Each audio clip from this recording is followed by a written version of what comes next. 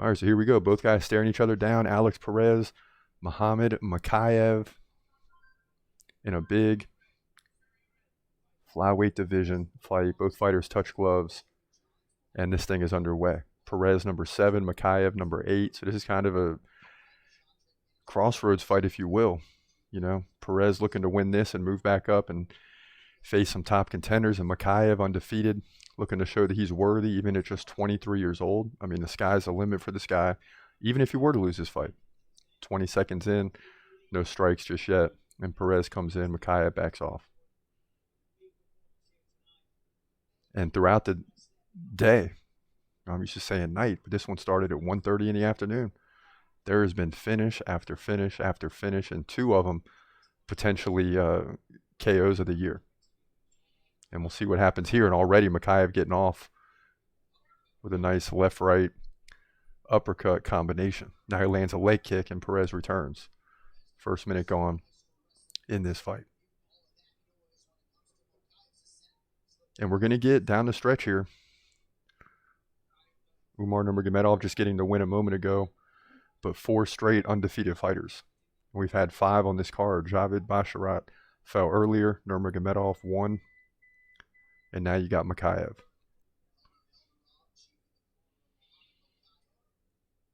And Mokaev just kind of towering over Perez.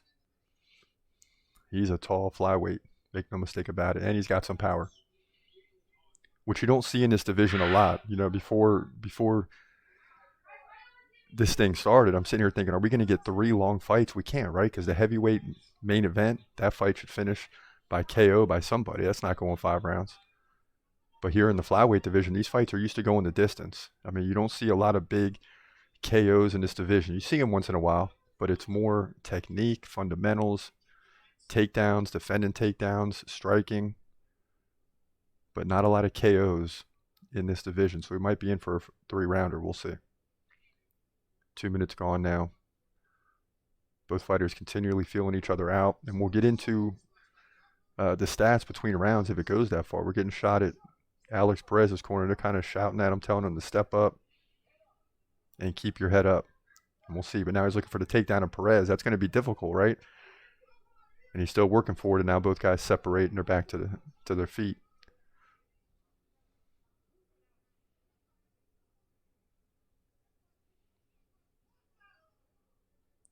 And you're going to see that throughout this fight.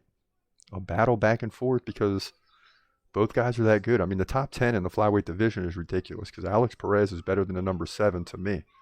But that's where he stands right now. So that tells you about this division. Now both fighters shooting for multiple takedown attempts. You can't get them. So far, good takedown defense for both guys early on in this fight. And as you're watching, feel free to weigh in the chat room. We will read those comments. When we see them pop up, let us know who you think is going to win each fight. Get involved. And let's see what happens. Between fights, we got a little break for you. Looking at the reactions from earlier tonight, it was wild, especially when we were down to 1-3 earlier in the fight because I completely expected Javid Basharat to win, and he lost. And then I'm going crazy in the 5th fight of the night, where we almost dropped to 1-4 until Vinicius Oliveira landed the flying knee KO. Probably one of the best finishes of the year so far. We're only 2 months into the season, but nonetheless, one of the best we've seen to date. And now Mokaev is leaning Perez up against the fence, looking to get the takedown, but Perez defending it pretty well, and Mokaev gets it. Nice. Under a minute now, not a lot of time to work.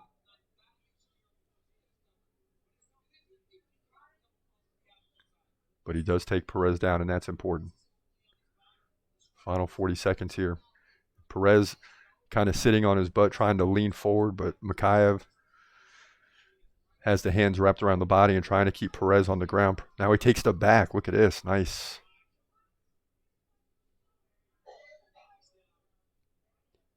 And it's hard to believe this guy's only 23 years old. He looks 30. I mean, he's fighting like a 30-year-old in the middle of his prime. Now he's pounding away on Perez. Boy, and Perez got that hand up, but he's taking some shots right now. blocking a lot of it, but he's taking 2 or 3 here, and 4, and a hammer, and 5, 6, 5 seconds left. He's going to get out of the round. But a great finish to the round for Muhammad Mokaev. And we'll see if we get a look from the corner here. They took 2 commercial breaks before this fight, and they go to commercial, so we will not get to see what the corner has to say. And it's real simple. I mean, if you're Mokaev's corner, you say, hey, keep this thing going. Keep doing what you're doing, right? Keep doing what you're doing. If you're Perez's corner, you got to land more. You got to keep the jab going in order to prevent not only takedowns, but takedown attempts. Because even the takedown attempts that you stuff is keeping you off guard.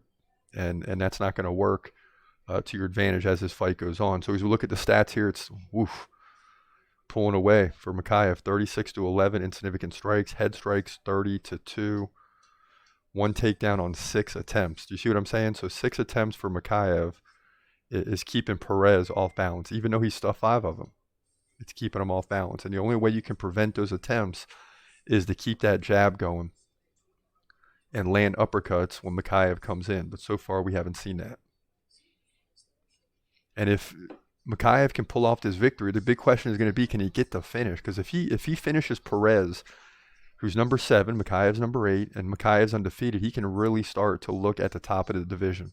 And it will be interesting after the fight when DC gives him a chance to call someone out and see who he calls out. Because a big finish, you're going to start calling out the 1 and 2 contenders for sure.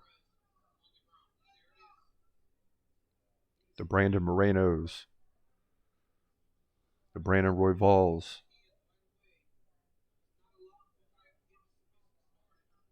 and one day.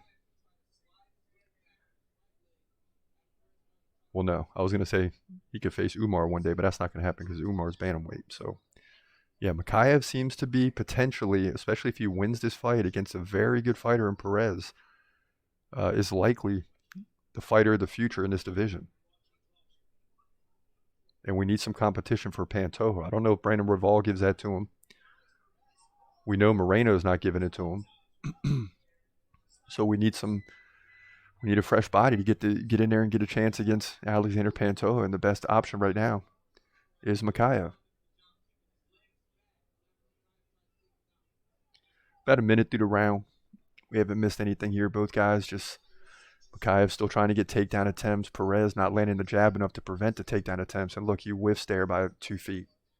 Not even close. Now Mokaev's covering up. Mokaev having a little bit of trouble. Shoots for the takedown. And we're probably going to see this for the rest of the fight. Mokaev trying to control the ground. Perez right there by his corner trying to get instructions. But what do you tell the guy? When you got a guy like Mokaev, relentless, has his head on your hip. Now he stands up and Mokaev's got your back, hands wrapped around, and still trying to get instructions from the corner. And what they're basically saying is try to get those hands unlocked. But Mokaev continually battling for position here to keep those hands locked. He wants to stay on the back of Perez, keeping his chin on the back, doing a great job, and has a leg wrapped around. So he's doing what he needs to do right now.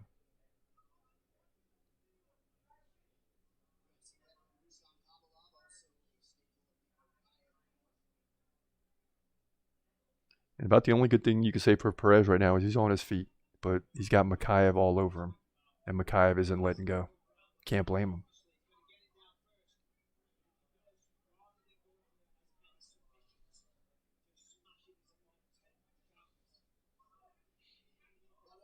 Mokaev lifting a leg, but he can't get it. And now it's Perez getting underneath. Now Perez is in control. Okay.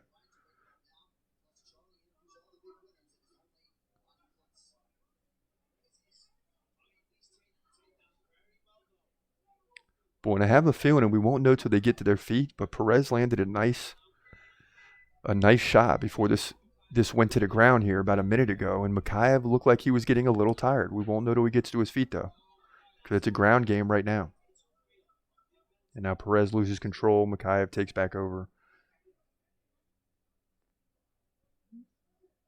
And Mokaev's relentless, man. You know, Perez is struggling to keep the 23-year-old off of him. Perez stands up. He's going to be able to separate. We'll see. And he does. And here we go. 90 seconds left in round 2. Perez, 83% takedown defense. He stopped 10 of 12. But the two he didn't stop gave Mokaev about 3.5 minutes of control time. And Mokaev's up 42-23 in significant strikes, 35-12 in head strikes.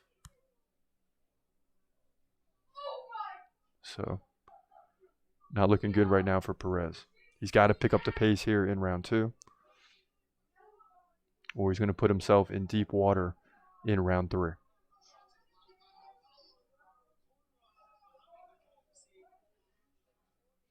Come on, Mokaev. You got to drop them hands and start striking now. He's getting tired. Mokaev is getting tired. And this is a pace that Mokaev hasn't seen before, right? You're going to see this as you start to work your way up the ranks. It's not going to be as easy. And you know me, my favorite fighter is Hamzat, right? It hasn't been as easy for him as he's going up the ranks. Doesn't mean you can't win a title. Doesn't mean you're going to lose. But it just means that you're going to go through some tough situations while you're on the rise in order to prepare you for those big fights coming up later. And that's what we're seeing right now from Mokaev. But Perez starting to do a good job here at the end of round 2. I don't know if it's going to be good enough to get the round as the final seconds tick away and we're headed to a round 3. So here we go. Last several weeks, it seems like during the watch party, these fights are all going to a decision, man. And it leads to a long night in the big 3, but we'll take it. And we're not getting a look at the corners. And nothing much has changed since the end of round 1, other than the fact if you're Perez's corner, you can let him know, hey, you've got to finish the fight if you want to win. And you got to continue building a momentum that you built in the final minute of round 2. That's it. But you got to be real with your fighter and say, hey, you're down 2-0. You know, even a 10-8 round without a finish maybe get you a draw, but you can't count on 2 judges giving you a 10-8. You need a finish. That's the bottom line. And Mokaev's corner is telling him, you know, you won the first 2 rounds, come out strong in round 3, and then get this fight to the ground and grind it out. Both fighters touch gloves. Then they're forced back into their corner. They touch gloves again, and here we go. Final 5 minutes if we need it.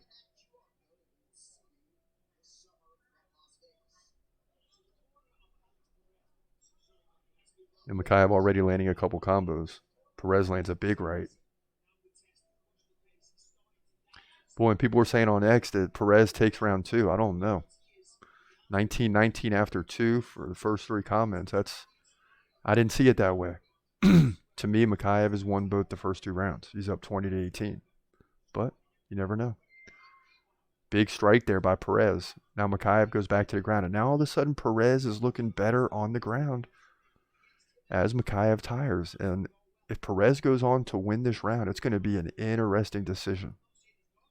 Because it will come down to round 2. That's going to end up being the closest round more than likely.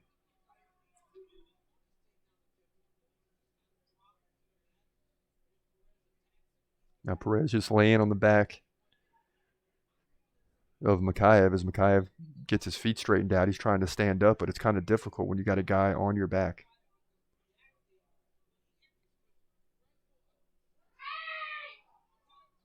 After this, we got Vitor Petrino versus Tyson Pedro as we move up in weight real quick, right?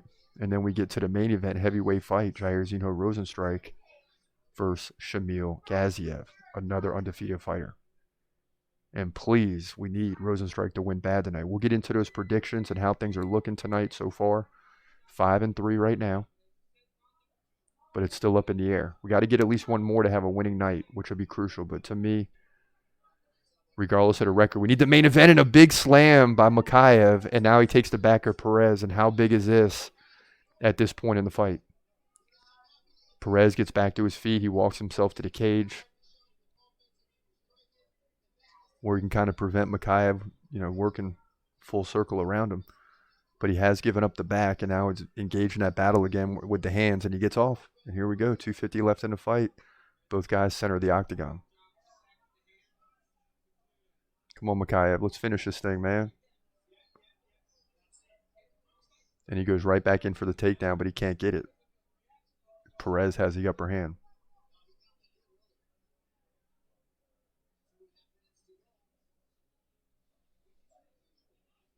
And this is a great learning experience type of fight for Muhammad Mokaev, right? He's just 23 years old.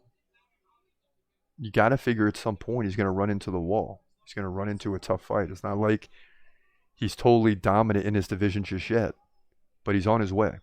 And these fights right here are going to pay dividends later on when he's 27, 28, 30 years old. Make no mistake about it. He's going to be around for a while. Now Perez laying on top of Mokaev once again. Mokaev down on two knees. And Perez just leaning on his back. Trying to get the hand underneath. And Mokaev stands up once again to relieve pressure as we approach the final 90 seconds of this fight.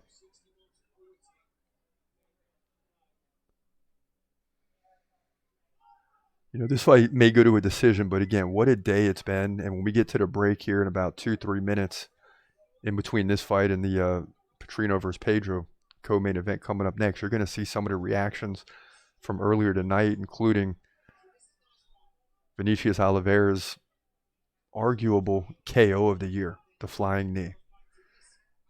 You're going to see that reaction that we had to that. I mean, it was incredible. In the final, 20, 30 seconds? And how Oliveira survived round one earlier tonight, I don't know. But he came back to get the KO victory. And that kind of saved the day for us. That got us back to 2-3. And then you get Eric Anders wins. Then we're back to 3-3. And then all of a sudden we're on a 4-fight win streak. And now Mokaev's going back to his knee without Perez on him. He's getting tired, man. And I'll tell you what, he's leaving this thing in the judge's hands. And I don't know who's going to win, but I can tell you this. Mokaev won round one, and rounds 2 and 3 were paper thin. Thin margin. Round 2 especially. I think you can probably give this round to Perez as he's had more control here. There's not a lot of action in terms of striking.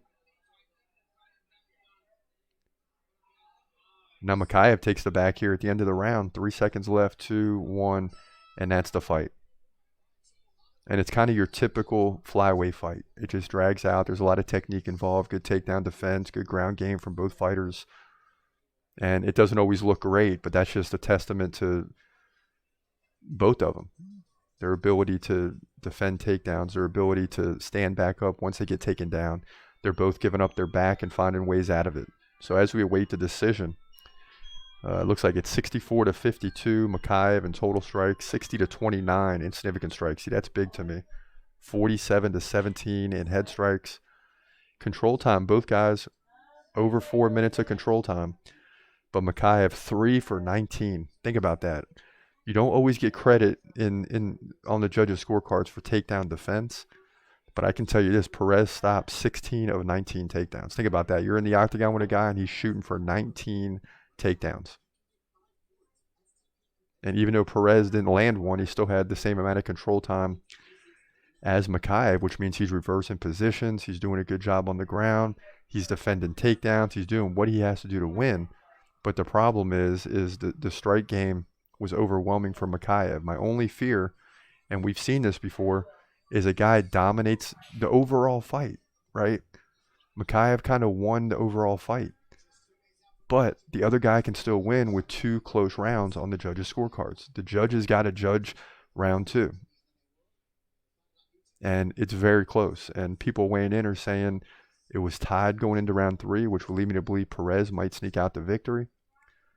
And then you got me saying, no, it was 2-0 Mokaev. And now we're getting a fresh look at Mokaev. And yeah, he does look like a younger guy, but definitely not 23 years old. Here we go. Possible split. 29-28. I don't know who got it. Yes! Muhammad Mokaev gets the win, baby. And we're 6-3. Just like that. We'll take it. We will absolutely take it. So Muhammad Mokaev squeezes out a victory against one of the better fighters in the division. He's going to love that. And again, this fight's going to pay dividend for him later in his career. But nonetheless, Muhammad Mokaev is going to move to a perfect 12-0. And we got a fighter on the rise in a division where we need a fighter to be on the rise. and someone to battle Alexander Pantoja, and that guy might be another year or two, but that guy might be Muhammad Mokaev. So he gets the win here at UFC Vegas 87.